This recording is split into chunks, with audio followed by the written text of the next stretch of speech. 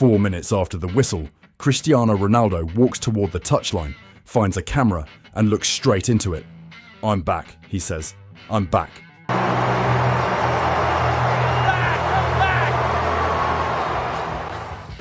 Over on the Fox Sports desk, Zlatan Ibrahimovic isn't impressed. "I thought he never left," Ibrahimovic says. "I don't know why he says, 'I'm back.'" Two of the best strikers of their generation disagreeing about 3 words. It's a small moment. It says a lot about the week before it. The real question at this World Cup was never about goals. It was whether a 41-year-old man, 6 tournaments into a career that started before half his teammates were born, still belongs on the pitch. 5 days earlier, the answer looked like no. Nós sabemos o que o Presidente fez pela nossa seleção, pelo futebol, mas neste momento sinto da parte dele e de todos nós que ele é de nós, que é mais para ajudar, não é diferente dos outros. Portugal came into the tournament as one of the 5 favourites to win it outright. The squad around Ronaldo is arguably the strongest the country has had in a generation. Bruno Fernandes runs the midfield. João Neves and Vitinha give Portugal control most nations would envy. Nuno Mendes and João Cancelo cover both flanks better than almost anyone else in the tournament. Roberto Martínez inherited a golden generation and built a system that, by most assessments, doesn't actually need its 41-year-old captain to function. That's the tension. This isn't a team carrying an old legend because it has no other options.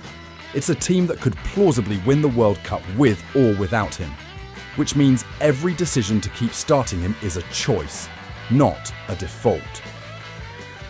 Before the tournament, Martinez was already being asked why a player past his physical peak remained automatic. He didn't dodge it. He pointed to the numbers instead. The opening game didn't help his case. A flat 1-1 draw with DR Congo let Colombia take an early lead in Group K. The betting markets reacted. In several models and markets, Portugal slipped to just outside the top 4. For a squad built to win the whole thing, that was its own kind of warning sign. The Ronaldo debate stopped being about one player.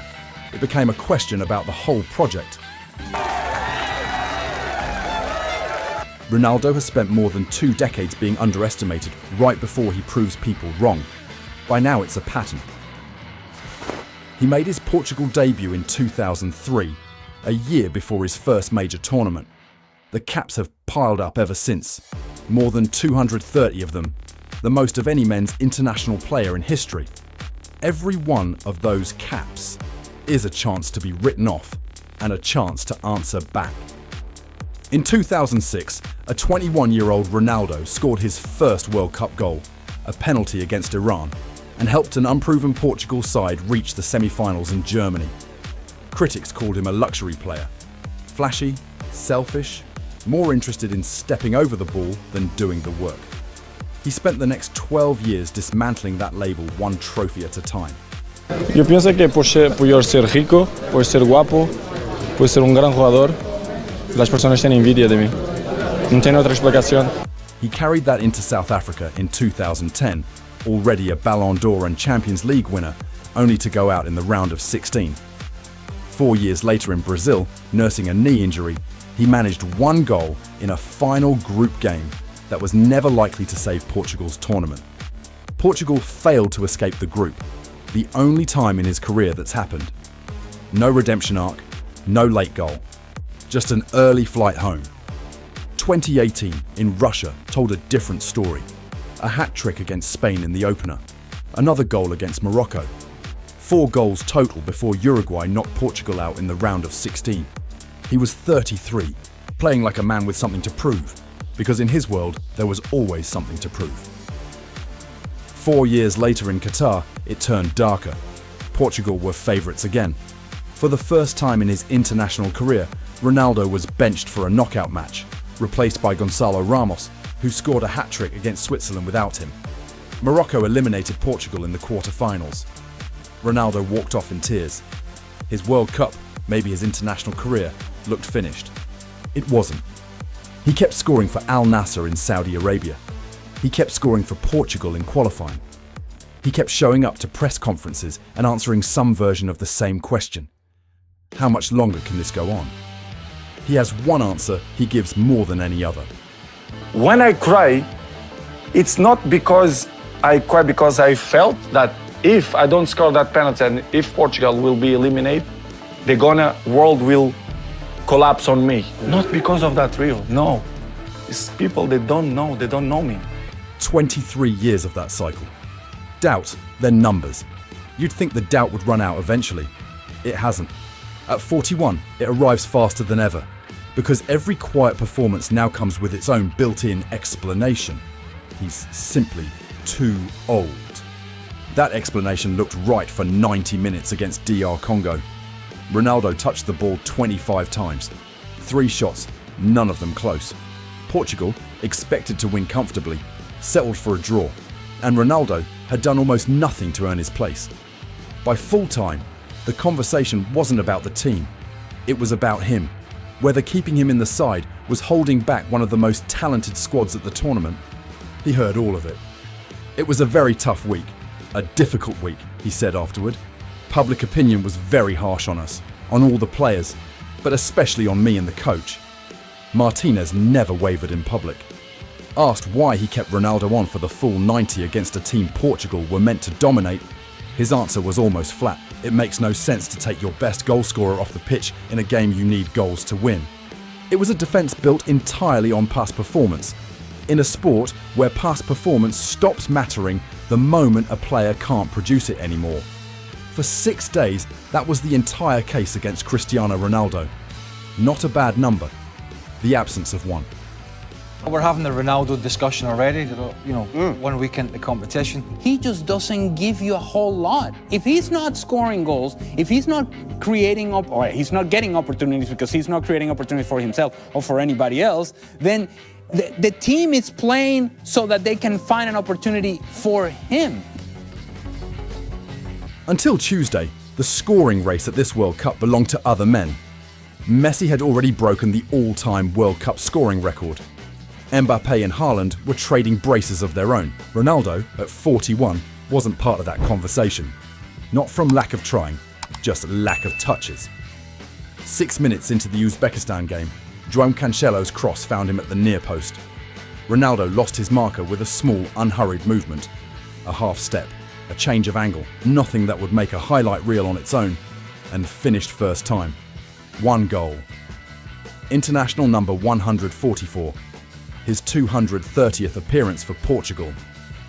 11 minutes later, Portugal won a free kick on the edge of the box. Everyone assumed what came next. The camera zoomed in on his number. He stepped over the ball and left it for Nuno Mendes instead, who curled it into the bottom corner.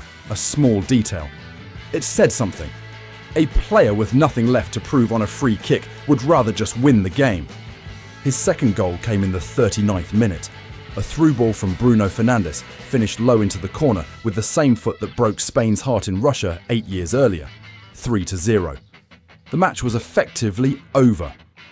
Ronaldo spent the rest of the half chasing a hat-trick he never got, while Uzbekistan's players watched their tournament slip away in a 5-0 defeat.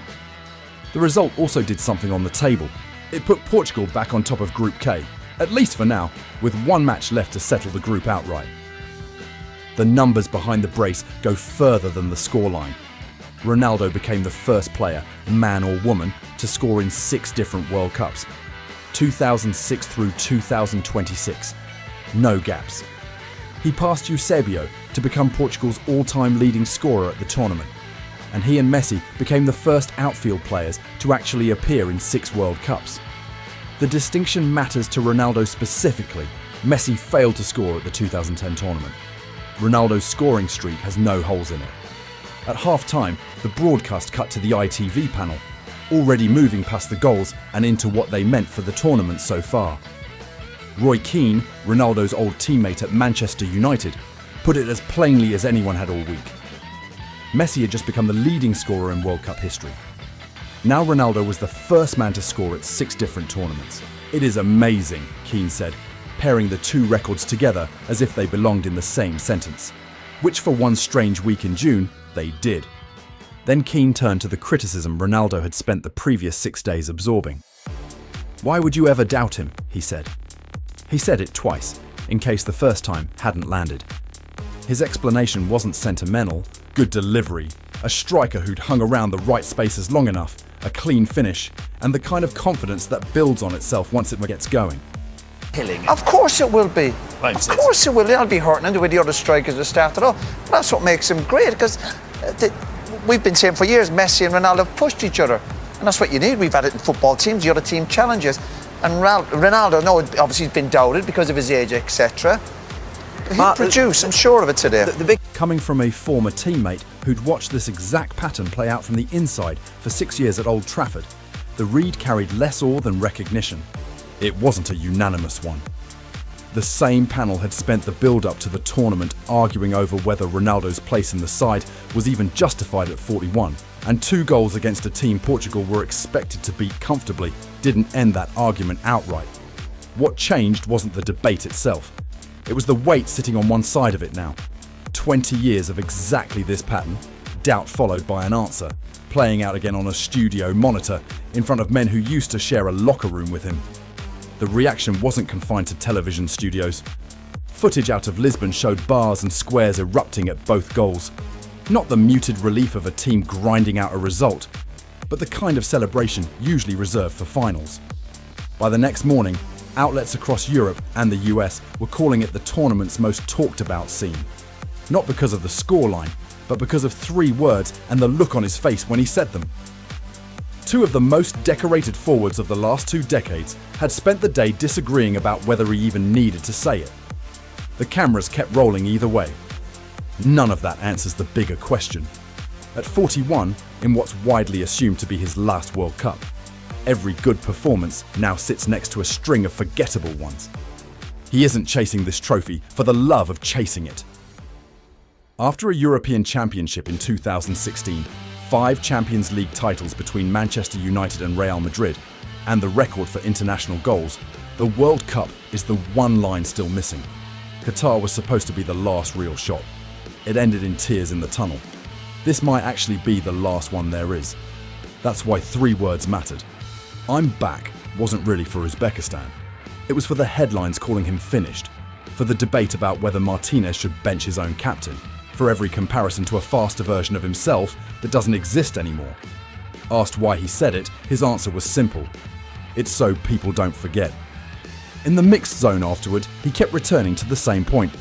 "It's always good to break records," he said, "but the most important thing is to help the team and get our objectives." Then, almost as an aside, "It was a dark week, a difficult week. It seemed like I was retired from football, but I'm holding on because I believe in work." Ibrahimovic might be right that Ronaldo never actually left. His numbers over the last 3 years, title form in Saudi Arabia, a Nations League win, 25 goals in 30 appearances under Martínez, never really sported the idea that this was a finished player. But being right about the stats has never settled the argument. Football measures greatness in moments, not spreadsheets. For 90 bad minutes against Congo, Ronaldo gave the doubters their moment. Then he took it back. Whatever happens next, Portugal lifting the trophy, he's chased his whole career, or another quiet exit, another walk down another tunnel. The record book has already changed. 6 World Cups, a goal in every one. Portugal's all-time leading scorer on the biggest stage in the sport. None of that needs Portugal to win the tournament to be true. He may or may not still be the player who once looked unstoppable. But on a Tuesday in Houston, with most of the football world ready to write him off, he made sure of one thing: nobody gets to write that ending without him getting the last word first. And if this really is the end, it won't end the way most of his career has, already decided in his favour. It'll end with the result genuinely uncertain. No guaranteed trophy, no guaranteed exit. Just a 41-year-old man, a stadium full of people deciding in real time whether to believe him, and one more chance to make sure they do. None of this works without the players around him. Bruno Fernandes finding him in stride when the legs can't get there first anymore. Nuno Mendes opening up the spaces he no longer has to run into himself. Roberto Martínez building a system patient enough to wait for 1 moment a half. Instead of demanding 90 minutes of running, he doesn't have left to give. We've already told that story. Click here. The squad built to carry a 41-year-old captain to one more final, and what it actually cost them to do it.